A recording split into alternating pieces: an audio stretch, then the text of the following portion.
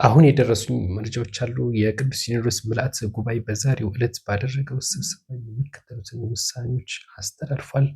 መረጃውን ከወደዳችሁት ላይክ፣ ሼር እና ሰብስክራይብ እንድታደርጉልን እንፈልጋለን። በቀጥታ ወደ ቅዱስ ሲኖዶስ የምልዓተ ጉባኤ ሹመት ነው የምወስዳችሁ። ብፁዕ አቡነ ዲዮቅሮስን የቅዱስ ሲኖዶስ ዋና ጸሐፊ አድርጎ ሲሾም ብፁዕ አቡነ ሳዊሮስን የመንበረ ፓትርያርክ ጠቅላይ ቤተ ክህነት ጽሕፈት ቤት ዋና ስራ አስኪያጅ አድርጎ መርጧቸዋል። ብፁዕ አቡነ ሕርያቆስን የሀዲያ ሀገረ ስብከት እንደያዙ የአዲስ አበባ ሀገረ ስብከት ሊቀ ጳጳስ ሆነው እንዲመሩ ተመርጠዋል። ብፁዕ አቡነ ናትናኤል የዘኮሎራዶን ቅድስት ሀገር ኢየሩሳሌም ገዳም ሊቀ ጳጳስ ሆነው ተመርጠዋል። ብፁዕ አቡነ ናትናኤል የሚኒሶታን ሚኒሶታን እንደያዙ የኮሎራዶ ሀገረ ስብከት እንዲመሩ ተመርጠዋል። ብፁዕ አቡነ ሄኖክ የደቡብ አፍሪካ ሀገረ ስብከት ሊቀ ጳጳስ ሆነው ተመርጠዋል። አዲስ አበባን ሲመሩ የነበሩት ብፁዕ አቡነ ሄኖክ ወደ ደቡብ አፍሪካ ነው እንግዲህ የተሾሙት። ብፁዕ አቡነ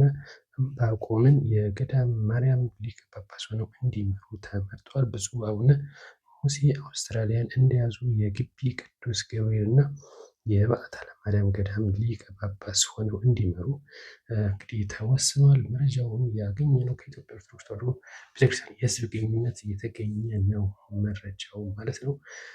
እንግዲህ የሹመትን በተመለከተ በርካታ ውዝግቦች እየተነሱ ይገኛሉ። ብፁዕ አቡነ ሳዊሮስ የመንበረ ፓትርያርክ ጠቅላይ ቤተ ክህነት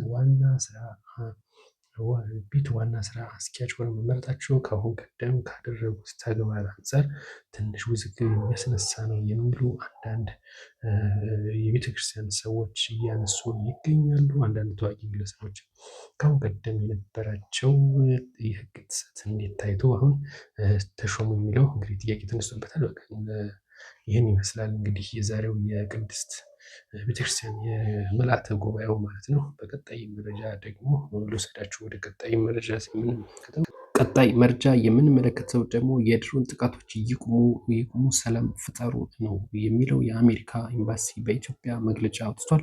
የአሜሪካ በኢትዮጵያ እየተከሰቱ ያሉትን ግጭቶችን በሁሉም ኢትዮጵያ ህዝቦች ላይ የሚኖራቸውን ተጽዕኖ ማገናዘብ ወሳኝ ነው ሲል ነው ያስጠነቀቀው። እንግዲህ ይህ የአሜሪካ ኤምባሲ ይህንን መግለጫ ነው ያወጣው። በሁሉም ኢትዮጵያ ህዝቦች ላይ የሚኖራቸውን ተጽዕኖች ማገናዘብ ወሳኝ ነው ብላለች። በኢትዮጵያ ውስጥ ግጭቶች ዘላቂ መፍትሄዎችን በመተግበር የተፈናቀሉ ዜጎች ወደ ቤታቸው እንዲመለሱ በማድረግ ህጻናት ትምህርታቸውን እንዲከታተሉና የጤና አገልግሎትም እንዲያገኙ ማድረግ የትጥቅ ትግልና ህገወጥ አሰራርን በማስወገድ ህዝብ የማስቀደም ጊዜው አሁን ነው ሲሉ ነው ያስጠነቀቁት። እንግዲህ የኤምባሲው ኃላፊ ማሲንጋ ናቸው ያሳወቁት። ዩናይትድ ስቴትስ ፋኖ በተጨባጭ ወደ ሰላማዊ አማራጭ እንዲመጣ በኦሮሚያ ክልልም ያሉት እንደዚሁ ወደ ሰላም እንዲመጡ ሲሉ አስጠንቅቀዋል። የኢትዮጵያ መንግስት ህዝቡን በድሮን መጨፍጨፉን እንዲያቆምም የራሱን ዜጋ ነው እየጨፈጨፈ ያለው ሲል ነው እንግዲህ ኤምባሲው ያስጠነቀቀው። ኤምባሲው እንግዲህ